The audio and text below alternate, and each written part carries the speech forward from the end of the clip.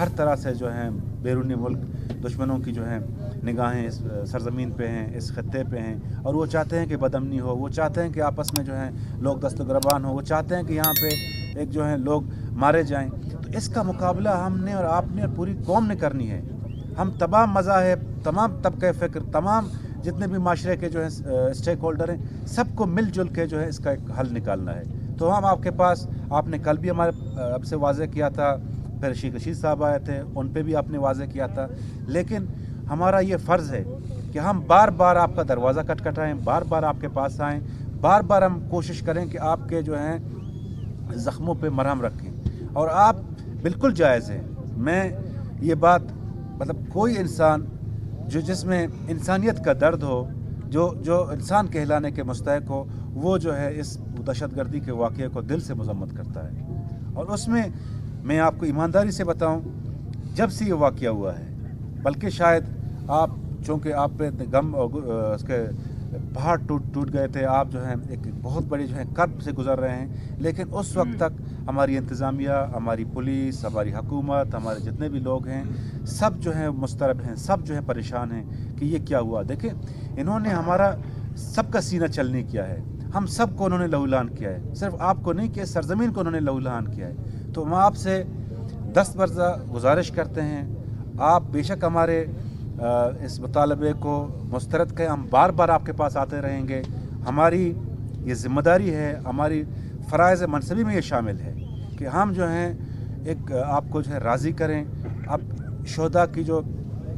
وارثین ہیں، لواحقین ہیں، ہم سب اس کے لواحقین ہیں، ہم سب اس کے وارث ہیں۔ اس نے یہ دہشت گردی جتنا ظلم آپ پہ ہوا ہے اس کی تو مثال نہیں ملتی، لیکن یہ ظلم بہت سی جگہوں پہ ہوتا رہا ہے۔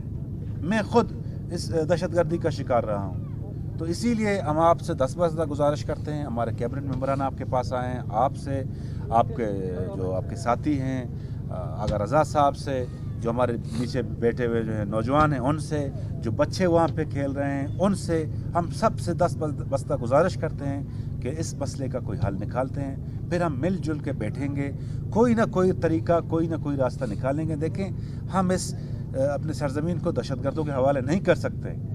ہم ان کو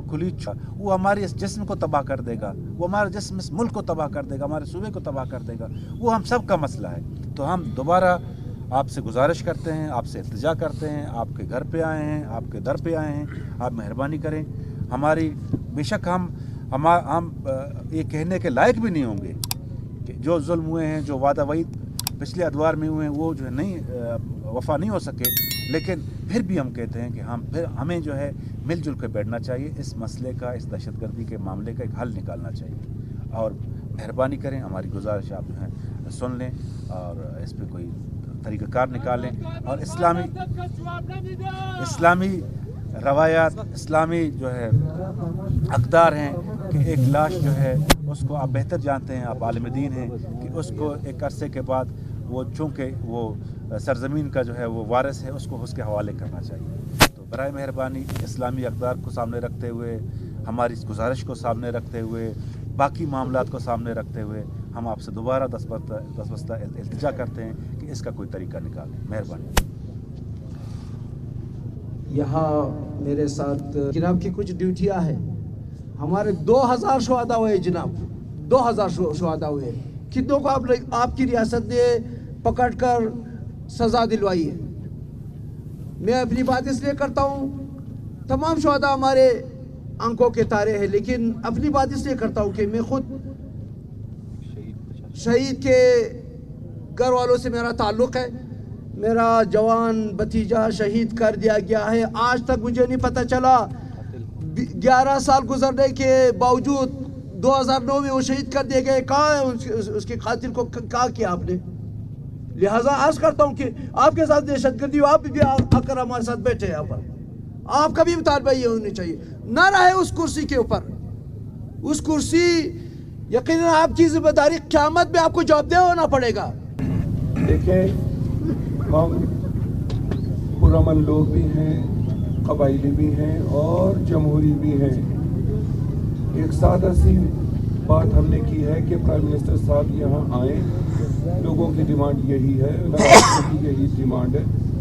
وہ آئیں ان کی بات سنیں, صرف یقین دہانی نہ کروائیں, کارروائی کروائیں. اب اگر ہم ایک جمہوری پروسیس میں رہتے ہوئے ایک جمہوری ڈیمانڈ, قانونی ڈیمانڈ, شرعی ڈیمانڈ کر رہے ہیں تو اس میں قباحت کیا ہے؟ آپ کو پریشانی اس وقت لاحق ہونی چاہیے تھی کہ اگر ہم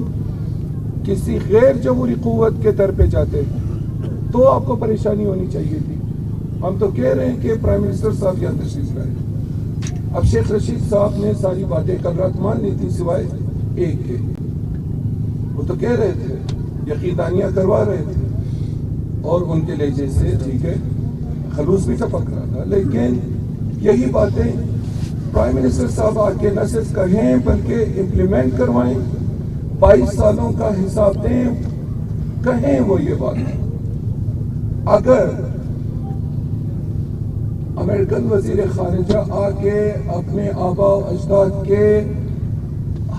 تقریباً 400-500 سال پرانے جنایتوں پر پوری سیاہ برادری سے معافی مانگ سکتی ہے وہ عورت, تو عمران خان کے لیے کیا مسئلہ ہے کہ یہاں آ کے صرف 22 سالوں کا حساب دیں, اور 22 سالوں کا بے شک وہ نہیں تھے آفس میں لیکن اب تو ہیں. وہ یہ تو کر سکتے ہیں کہ اپنے سارے ایجنسیاں جو ان کے اختیار میں ہے اپنے سارے وسائل کو بروئے کار لاتے ہوئے یہ سارے بیٹھے ہوئے لوگ جو یہاں ہیں یہ خود ہی مان جائیں گے. آپ جو یہ فرما رہے ہیں کہ آپ بار بار آ کے دستک دیں گے, اس کی ضرورت ہی پیش نہیں آئے گی. ہماری کون سی ایسی بڑی ڈیمانڈ ہے؟ کوئی ہم نے اجمی بجلی گھر کا تو ڈیمانڈ آپ کے سامنے پیش نہیں کیا ہے نا. ایک چھوٹی سی بات ہے کہ ہمارے قاتل گرفتار کیے جائیں اور ان کو قرار واقعی سزا ملے. آئے اور اپنے استعفا کو اعلان کر دے, یقیناً آپ کا وقار بڑھے گا, خدا کے پاس بھی عوام کے پاس بھی آپ کا